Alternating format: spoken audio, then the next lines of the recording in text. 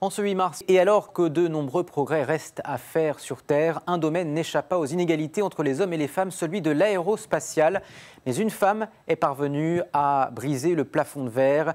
Claudie Aigneret, la première française à être allée dans l'espace, c'était en août 1996. Elle participe à sa première mission spatiale, Cassiopée, et rejoint la station russe Mir, un voyage historique dans l'espace.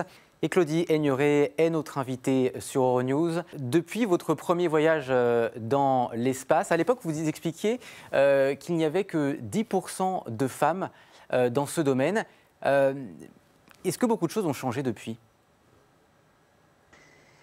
Bonjour, alors c'est vrai qu'en 1985, la sélection à laquelle j'ai participé par le Centre national d'études français, d'études spatiales, le CNES, il y avait 10% de candidates féminines donc, qui ont appliqué à la sélection. Et j'ai eu la chance d'être la femme sélectionnée dans le groupe de 7 astronautes à l'époque. Et une sélection de l'Agence spatiale européenne en 2008, dont Thomas Pesquet est issu, et cette sélection, le taux de candidature féminine était de 15%. Et là encore, une seule femme active aujourd'hui, qui est Samantha Cristoforetti, qui va bientôt revoler. Donc effectivement, on n'a pas beaucoup bougé entre 1985 et 2008.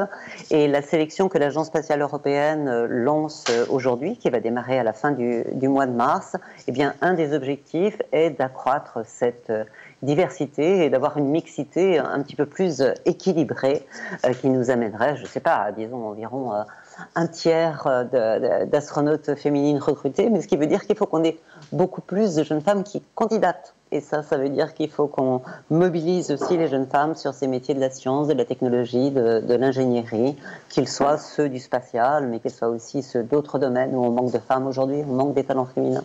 Alors, juste pour revenir plus en détail sur votre parcours, vous êtes rhumatologue de formation, vous êtes docteur en neurosciences, et donc vous avez participé à ces deux missions avec les Russes. Vous étiez aussi la première femme à être commandant de vol pour le retour du véhicule Soyouz, et la première européenne à visiter la Station spatiale internationale. Dans quelle mesure vous avez rencontré des obstacles qui ont pu vous questionner ou qui ont été peut-être difficiles à gérer? Alors, les profils pour devenir astronaute sont aujourd'hui très larges et depuis déjà de nombreuses années. Peut-être encore à mon époque, c'était un profil plutôt, je dirais, masculin et militaire. Donc c'est peut-être ça qui faisait un peu la différence, plus militaire versus civil que d'être une femme par rapport à un homme. Et je dirais que la caractéristique de ces métiers où on travaille en équipage, où on a comme objectif de réussir une mission complexe avec beaucoup de responsabilités, c'est de faire que la diversité soit un atout et que justement on se complète les uns et les autres pour être plus créatifs et plus en capacité de réagir dans des situations complexes. Donc la diversité est un atout et elle était considérée comme ça par l'équipage et les équipes qui m'ont entraîné. Concernant cette campagne que l'Agence spatiale européenne lance, qu'est-ce que vous dites aux femmes justement pour qu'elles s'engagent? Qu'est-ce que je leur dis? Je leur dis osez candidater, osez prendre cette chance qui vous est offerte puisque les portes sont ouvertes. Si vous avez ce rêve, cette envie, ce désir en vous de participer à cette aventure-là, eh bien, il faut oser y aller.